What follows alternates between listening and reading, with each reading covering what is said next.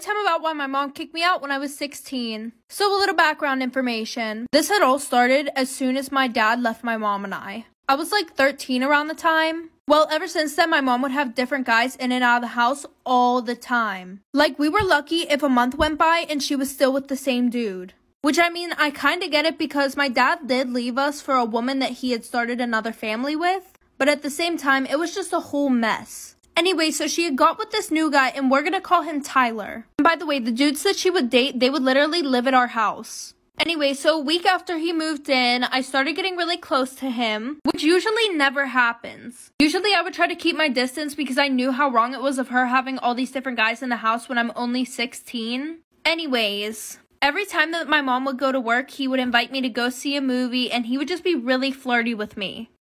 Part 2 about why my mom kicked me out when I was 16. So like I said, the guy was being super flirty with me, inviting me to the movies when my mom wasn't home and all that stuff. Well, then it led to more than just that. By the way, this guy did not have a job, so he was home with me 24/7. And I was doing online school. So we were in the house by ourselves, 12 hours a day, 5 days a week. Anyways, like I said, it led to more, and we started doing the nasty and stuff. Ew, just, yeah. Well, the one day after we got done doing the nasty in my mom's room, we had fell asleep. And yes, we did not have clothes on.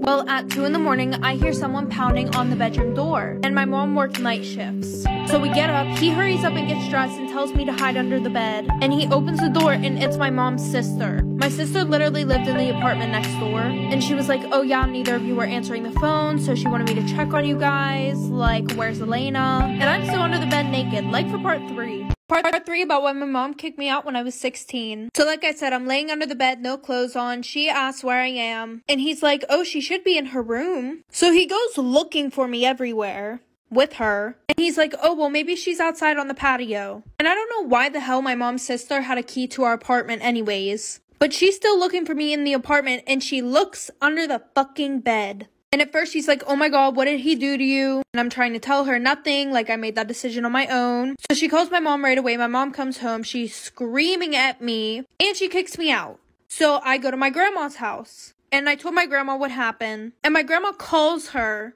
and she's like, it's not her fault that you gave her daddy issues. And I'm like, bruh, what the fuck? Child, anyways, so then she goes on Facebook and starts posting about how I'm a whore and a slut and how, like, it isn't her boyfriend's fault at all. So now I live with my grandma. Part 3. So my best friend and my fiance go on a trip by themselves behind my back. The whole time they were on their trips, I thought he was on a work trip, and I thought she was with some dude. Because of the time difference, my fiance kept saying that he couldn't FaceTime, so we would just talk on the phone. The conversations were really short, and he was acting really strange. He told me he was on a work trip to London, and because the whole thing felt so strange, I decided to call his mom. So I call her and I'm like, hey, where did he travel to again? And she replied, Aruba. I didn't say anything to her, and I just got off the phone. I knew he was lying, and I knew my best friend was in Aruba. I connected the dots and realized they were both on a vacation together. The day that he was supposed to fly in, I showed up to the airport knowing that he was coming from Aruba, and I see them walking out to arrivals hand in hand. They saw me right away, and my best friend literally ran away. After moving to a new city, I met this guy on Tinder. Our relationship was progressing really fast, and after a few weeks of dating, I found out I was pregnant. We went to the hospital where they confirmed I was pregnant, but very early on. My boyfriend was furious. He said he didn't sign up for this, and he knew people who could quote-unquote get rid of it. I told him I'm going through with this, with or without him. I didn't speak to him for a couple days when he reached out saying he wants to be part of his child's life. He moved in immediately so that we could start saving money. The morning after he moved in, he made breakfast for me. I was extremely nauseous and not in the mood to eat anything. He started yelling at me and saying it's for the baby, I can't be selfish. Less than 24 hours later, I was bleeding uncontrollably. He told me it was nothing and I shouldn't seek help. When the bleeding didn't stop, I went to the hospital where they told me I was no longer pregnant. I had no suspicion he had anything to do with it, so we stayed together. Weeks later, I finally kicked him out because of the abuse he was giving me and my dogs. I found out I was pregnant, and I told my OB the situation, and that's when she told me I most likely didn't miscarry, but was given something to dispel my pregnancy. My daughter is now 2, but still live in fear of seeing him in public. Story time about my extremely toxic boyfriend. So when I was in high school, I was dating this boy for 3 months. We're gonna call him Nick. And my friends hated him because he was super mean to all of them, but he was super nice to me. Well, after dating for about a month, he started acting super weird. Like, he stopped paying attention to me, he didn't want to hang out with me. And I was going through a depression this time because my dad had just died. I wasn't really doing my makeup anymore. I wouldn't do my hair anymore. And I started gaining a little bit of weight because all I would do is sleep in bed all the time. Eat 24/7. Well, soon our 2 months was coming up. And he wanted to go to this party. So I literally begged him to FaceTime me. And I was asking him, oh, what should I wear? So I put on this dress that was really tight-fitting, which I was already super uncomfortable about wearing because of the fact that I had a little bit of a belly now. I grew up in a very warm and loving environment, but from what I was told, I was lucky. My sister and I had 2 drug addict parents who never took care of us. When my mom was pregnant with me, she smoked and got drunk pretty often, and when I was born, my sister was the only one who took care of me. When I was 2 months old, they left us both in a mall and left, and we never saw them again. An old couple found us and contacted the police and eventually decided to adopt us. Today I'm 19 and my sister is 34. We're really close, but I still live with my adopted family and she lives about 20 minutes away. So a couple of months ago, a friend and I took a DNA test, and that's how I found out I have an aunt in the system. I immediately reached out to her and we agreed to meet in person, all without telling my sister a thing. We tried to figure things out, so I asked her if she has a brother or sister, and she told me that when she was 13, her older sister got pregnant while being drunk with her junkie boyfriend, and a month after giving birth, she ran away with the baby after some pretty intensive fights with their parents. They never found her, but stopped looking after a year and a half. When I saw the picture, I knew it was my sister 100%.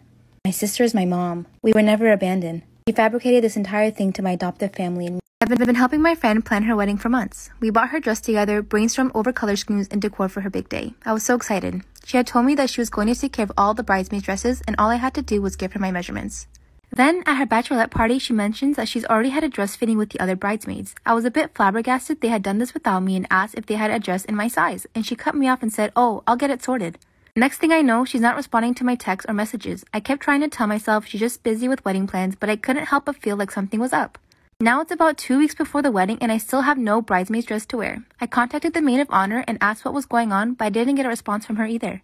I woke up to a text from the bride this morning that said, I'm sorry, I feel really bad for saying this, but I can't find a dress in your size. I even tried changing the whole dress style, but nothing I found would fit you. You're too big for all the sizes I could find. I was a product of an affair between my mom and dad. My mom was already married and had a 1-year-old daughter. She wanted to abort me, but my dad begged her and paid her a hefty sum. She signed over all rights and I didn't see her for my 14 years of life. She recently contacted my dad saying she wanted to get to know me better, and he said it's entirely up to me. I was skeptical but decided to meet her. I've been talking to my mom's side for about 2 months when at a family gathering they all sat me down and said the reason they contacted me was because my half-sister was having kidney failure and was basically dying. At a loss for words, I got up and left. I told my dad and he said it's entirely up to me, but I should get tested just to see before I make my decision. So I did. When my mom found out, she thought this was me agreeing and told everyone the good news. I did a lot of thinking and I decided I would not be donating my kidney. This family had done nothing for me. The only reason they tried to get in contact was for my kidney. So I don't want anything to do with them. I got loads of hateful calls and messages, but decided to stand by my decision. My stepsister called me and said I'm a douche for giving her false hope. People are saying I'm wrong because I can save a life. My stepsister did nothing wrong. But I feel so used. Am I the asshole for not giving my sister my kidney?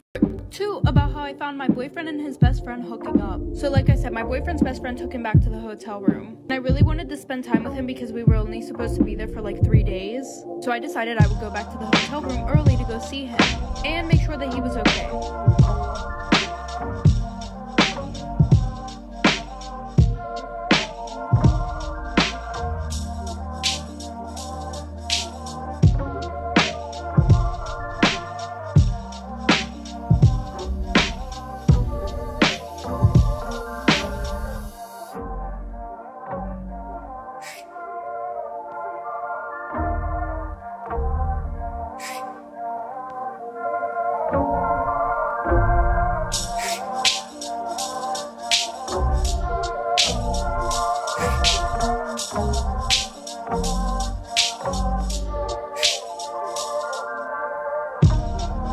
Storytime about the guy who was obsessed with me.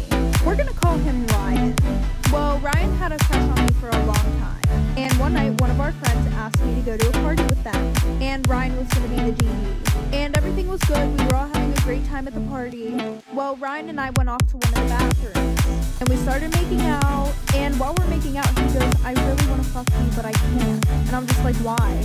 And he said it was because he couldn't get it up. And obviously he was embarrassed about it, which is understandable. So I left the bathroom and didn't plan on telling anybody about it. Until I walk over to a group of my guy friends, and they're telling me that apparently Ryan told everybody that we fucked. So at that point, I didn't give a fuck and I told him what actually happened, aka that he couldn't get hard. And apparently he was mad at me after that, but I had no idea. So he said, do you still want me to take you home? So I said, yeah. And now that he drove me home, he knew where I live. Part 3 about me finding my boyfriend and his best friend hooking up. So like I said, after I catch my boyfriend and his best friend naked together in bed making out, he takes me into the living room to have a talk.